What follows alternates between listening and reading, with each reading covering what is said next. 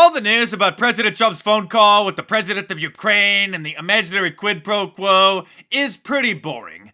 I miss the good old days when they were talking about the Russians. However, those were some good times. But thankfully, Hillary Clinton is still doing interviews. And here she is on a podcast talking about Tulsi Gabbard. I'm not making any predictions, but I think they've got their eye on somebody who's currently in the Democratic primary and are grooming her to be the third-party candidate. She's the favorite of the Russians. They have a bunch of sites and bots and other ways of supporting her so far.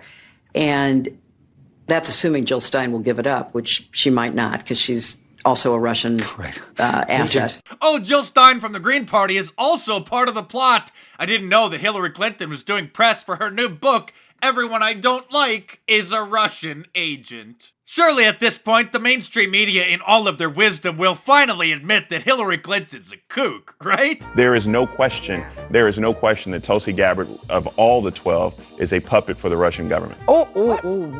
Hillary's been dead on with so many things. She told us about Russia. She told us about the probable interference during the debate. She was Secretary of State. She has deep knowledge about world issues. I thought, where's the lie? The Russia propaganda machine has been propelling her, lifting her up since she announced her candidacy. She never denied being a Russian asset. That's the one aspect that was missing from her response. Which you think that would be the first, in the first line or two. It was not there. I guess we should expect such nonsense from cable news, which is the equivalent of the Jerry Springer Show for political entertainment. But even Newsweek magazine, once one of the most respected names in print news, agrees that Tulsi is a Russian agent and says the evidence is clear. Surely her fellow candidate Julian Castro will stand up for Tulsi and admit that this is crazy, right? Do you agree with former Secretary of State Clinton that she could very well be a Russian asset?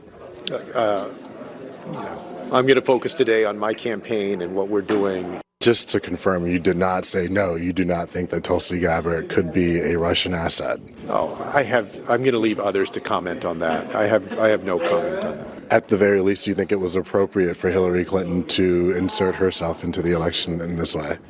I have a lot of respect for Secretary Clinton, and I'll just leave it at that. What an absolute coward he is, afraid to cross the Clinton machine and admit that she's gone batty. And what a surprise! His campaign looks like it's finally coming to a close. If he doesn't reach his fundraising goal by the end of this month, which he needs another $800,000 to do, he's gonna finally drop out. Bernie Sanders, however, who's been biting his tongue for years about how he really feels about Hillary Clinton, tweeted out support for Tulsi, saying that she's put her life on the line to defend this country because she's a veteran, and people can disagree on the issues, but it is outrageous for anyone to suggest that she is a foreign asset. This is probably the biggest boost that Tulsi has received throughout this entire campaign, and she took to Twitter to thank Hillary. And speaking of Russians, Bozo O'Rourke joined Wolf Blitzer on the Clown News Network yesterday to discuss his theory that President Trump is also a Russian agent. Are you suggesting he's getting orders from Moscow?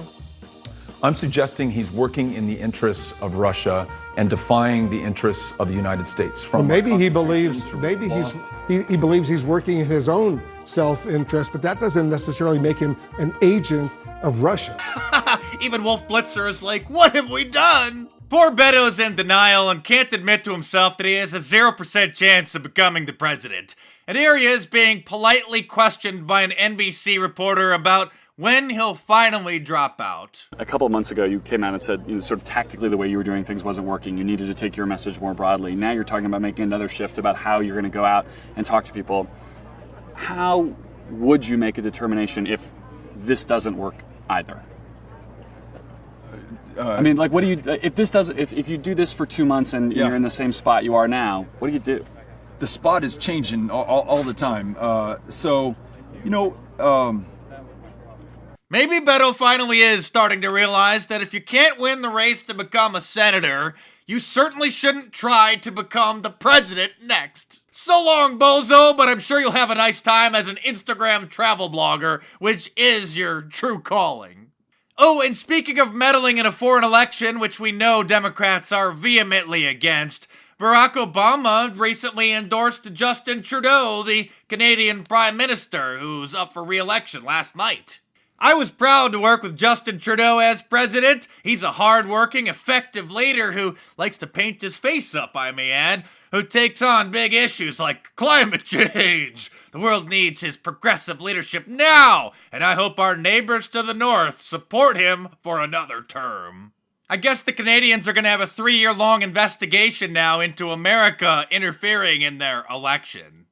By the way, I just launched a new shirt today that contains a secret code that only those with a brain can decipher. Of course, it's from George Orwell's 1984, and it symbolizes those truths that we know, but we just can't say anymore because of cancel culture. You know, things about